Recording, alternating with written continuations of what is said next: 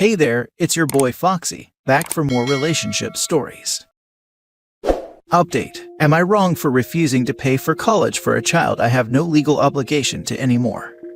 Original post. For the sake of length, I'll try to stick to the facts and keep it brief. I legally have 3 children with my ex, 51, Adam, 23 male, Chris, 21 male, and Sophie, 18 female. Biologically, the first 2 children are mine, and youngest is the result of my wife's infidelity. I discovered this the day when Sophie was 2 years old and we had to rush Sophie to the emergency room. I filed for divorce 2 months later. I got 50-50 custody of my own children, but since Sophie was legally mine, I had to pay child support for her and was very bitter and resentful about it. I tried to fight it at first, but in the end, decided to suck it up to save myself the stress.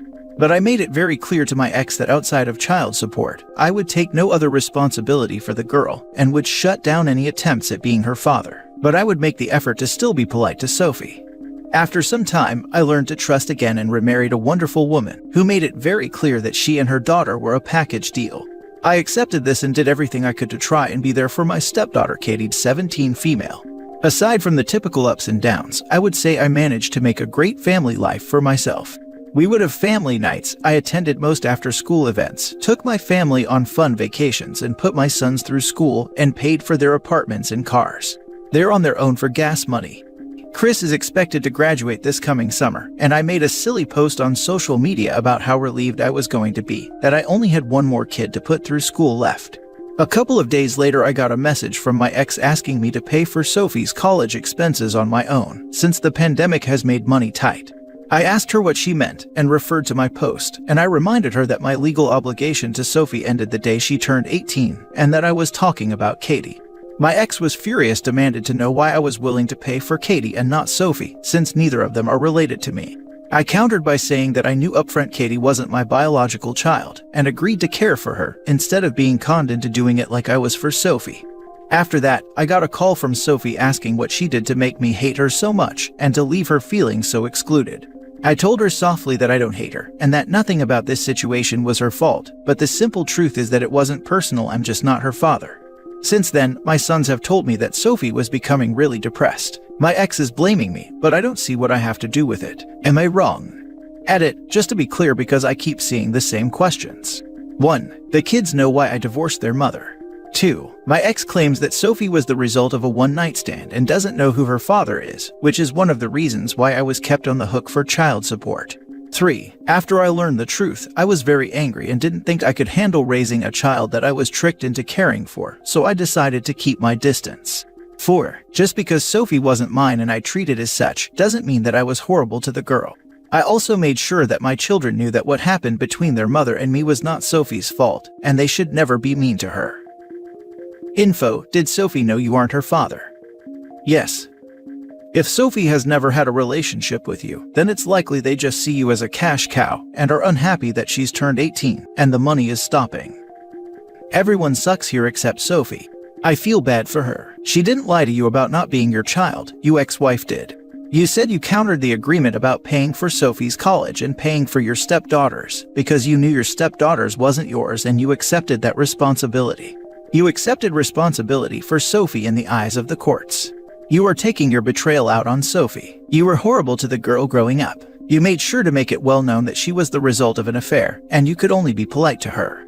You lost your daughter 16 years ago. Are you prepared to lose your sons now? Check your divorce papers. You might be required to pay for Sophie's college according to the terms of your divorce. Also, your income will be included if Sophie goes for a student loan, grant, or scholarship, meaning that you could be potentially stopping her for getting her education because your income is too high. You are going to fill out paperwork so she can get herself through college. No, I checked and my lawyer double-checked. I'm under no legal obligation to pay for Sophie's college because a percentage of the child support was supposed to be saved for college, but it was completely at her mother's discretion. I didn't think about how my income could affect Sophie's ability to get a loan. I'll look into it. Nope, for federal student loans, FAFSA, a student with separated or divorced parents only has to report the income of one parent. Sophie can use her mother's income on her FAFSA application and presumably get decent student loans, possibly grant money depending on how much her mom makes. Because I had 50-50 custody, I didn't have to pay child support for the boys. Also, my ex didn't contribute to our son's college in any way. I think that's why she tried to convince herself into thinking that I would pay for Sophie too. Hold up, she had a one-night stand but doesn't know who the father is. How many one-night stands did she have to have lost track of the father? My ex claims it was just the one-time thing, and she did it for the thrill of being with a random stranger she met at a bar. Now for the first update. Thank you to everyone for their kind words of support.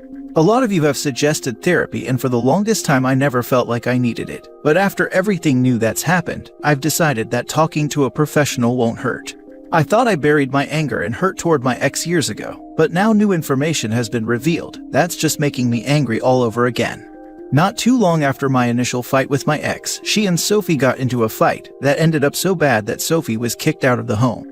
Sophie called her brothers and they in turn called me, and she is currently staying with my wife, Katie, and I. Apparently, in spite of my efforts to maintain a boundary, my ex kept telling Sophie that if she was well behaved and did good in school, that I would think of her as a daughter again. It was my ex's way of getting Sophie to be obedient. When I made my post, Sophie thought that I was finally giving her the validation that my ex had always promised. And when I didn't, it was just chaos. Sophie called my ex horrible names and demanded to know who her bio dad is. My ex refused and told her if she was going to be disrespectful, she had to live elsewhere. Originally, some of you suggested that in spite of Sophie's blood type she could still be my daughter, and that was really starting to get to me.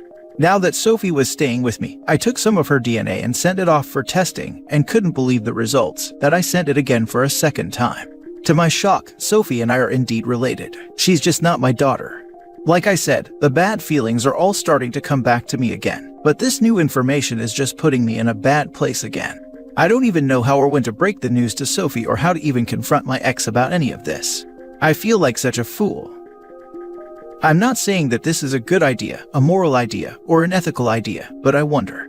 If it came out that the wife was having an affair with a relative of OP, and that the relative had reason to know that they were the father, but kept quiet, could OP theoretically sue the bio father to be reimbursed for child support, civilly, not in criminal court? Like, if it was a stranger, there would be no expectation that the bio dad would know that they were the father, but if it's someone close to OP, or it's a deadbeat relative of his without money, I would have checked into reimbursement and give the money to Sophie for college.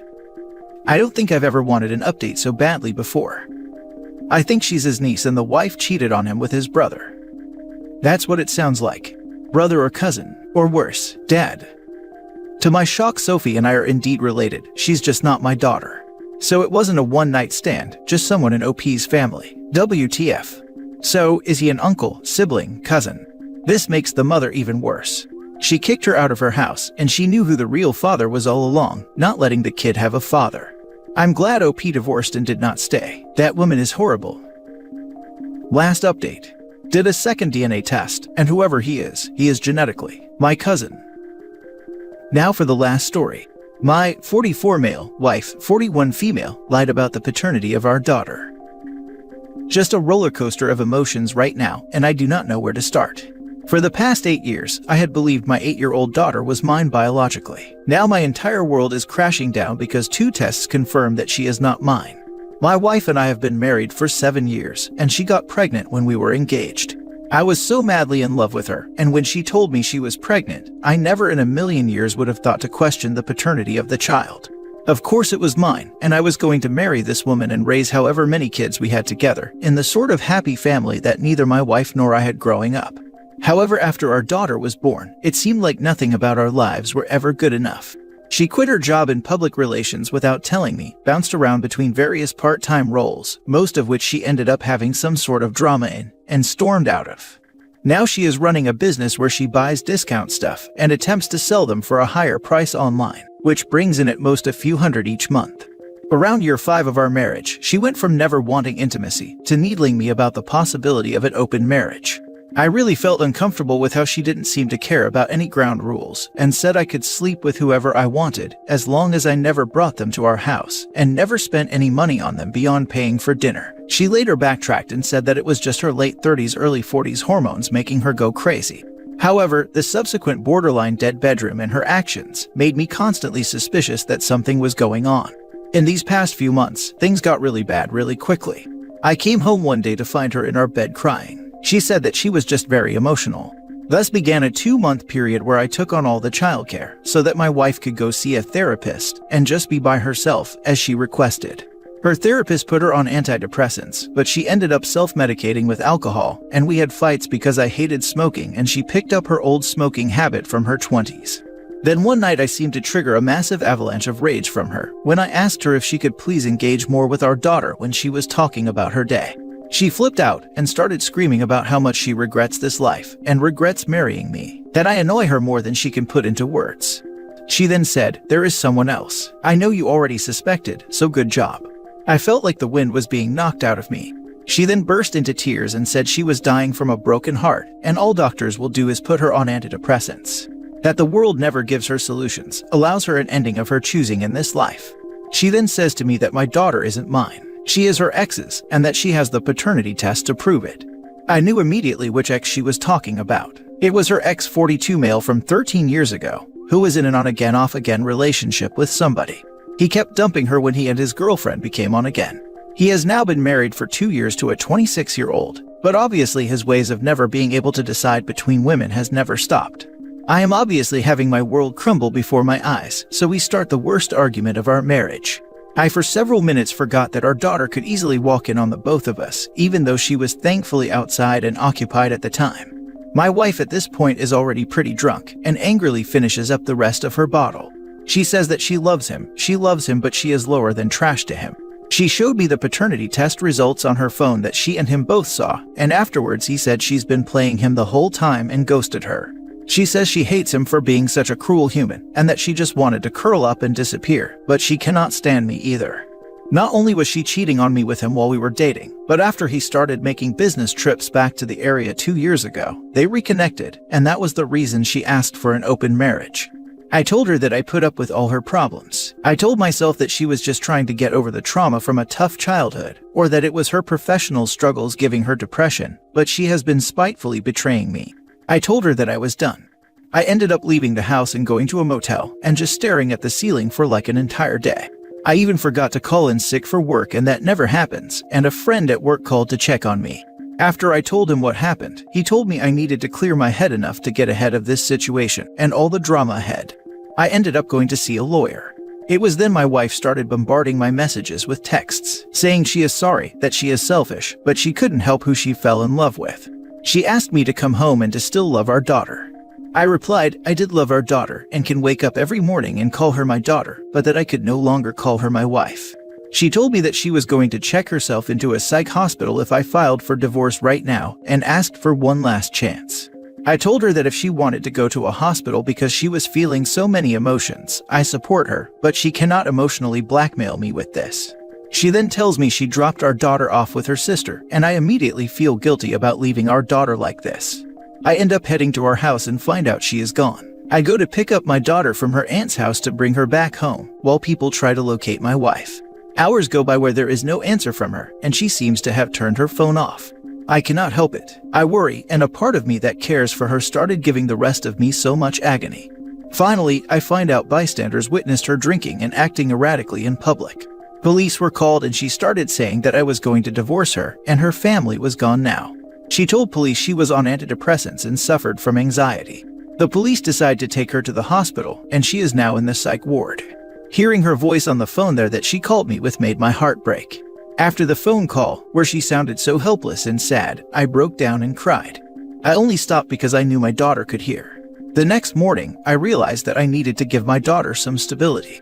However, I also knew I had to do this, and I ended up collecting the materials I needed for another DNA test, because I needed to know for sure that she was biologically not mine. I simply didn't trust anything that came from my wife, and kept thinking she had another motive or something for saying my daughter wasn't mine. Today I got the results of the test, and my daughter indeed isn't mine. I can no longer cling on to that remaining shred of denial, and now I'm at a loss. The place my wife is in allows 2-hour visits, and I went to see her. She looked again so helpless and lost. Part of her treatment is to make amends, and I can't help but be afraid of her reaction if I really go through with filing for divorce.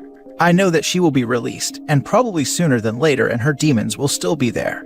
What do I do? I had a plan carved out, but that was done during the anger phase of me finding out. I combed through her electronic records and found out the contact information for her affair partner. I feel that I need to have a conversation with him since paternity is a legal matter. I also do not know how much I should tell my daughter about this whole thing. I've only told her that her mom is sick and is getting better with help. Now for the top advice. Tell her your marriage is over. She has support where she is. They will make sure she is okay. As far as your daughter goes, you should discuss that with an attorney because legally you are the dad. Good luck to all three of you. He is not only legally her dad, he is her dad in every way that counts. Daddying is made up of changing diapers, getting up for night feedings, playing and bonding with your child, and raising them, not busting a nut and supplying a sperm. OP, your marriage is over. Your soon-to-be ex has made your life hell for years now and just used you for stability because the other guy rejects her. Don't allow this to continue. Talk to your lawyer if there is any way to get full custody of your daughter, since the mother is completely unstable and doesn't even have a job or a home, and if there is a way you can make the sperm donor pay child support. The dad is a human too. His emotions and feelings are valid. He's allowed to be conflicted or not be a dad anymore. One of my coworkers was a dad to a child which wasn't his. He paid for the child because legally he had to.